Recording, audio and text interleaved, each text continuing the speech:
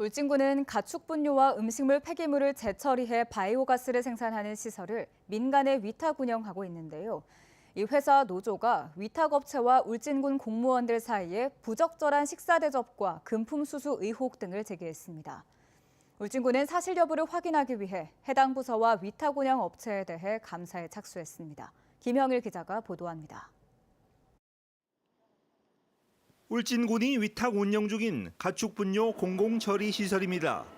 그런데 위탁업체와 울진군청 담당 공무원들 사이에 부적절한 식사 대접과 금품 수수가 이루어졌다는 의혹이 제기됐습니다. 노동조합이 공개한 위탁업체의 일반 관리비 사용 내역에 따르면 지난 2022년 11월부터 1년 동안 울진군 공무원들에게 총 8회에 걸쳐 식사와 선물 등이 제공됐고 관련 부서의 커피 머신도 구입해 전달한 것으로 나타나 있습니다.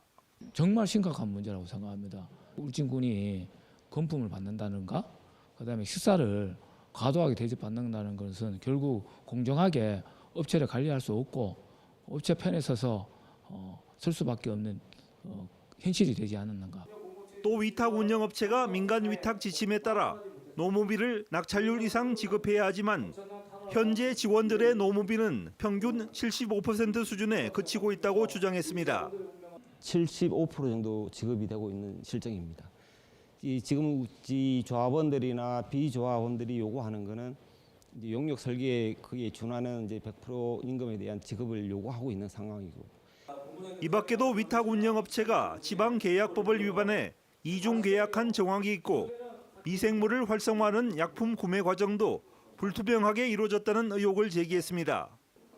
이에 대해 울진군 관련 부서는 업무협의차 2차례 정도 위탁업체와 식사를 했고 사무실용 커피 머신을 받은 사실은 인정했습니다.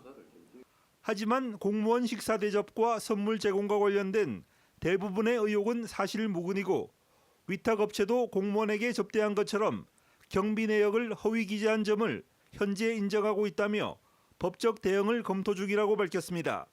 업무 협의 후에 요구에 의해서 한 2차례 정도 식사한 경우는 있는데 나머지 부분에 대해서는 사실 그 근거를 확인하기 어렵고 또 특정 항목에 대해서는 사실이 아닌 걸로 확인이 되기 때문에 울진군에서도 법적인 대응을.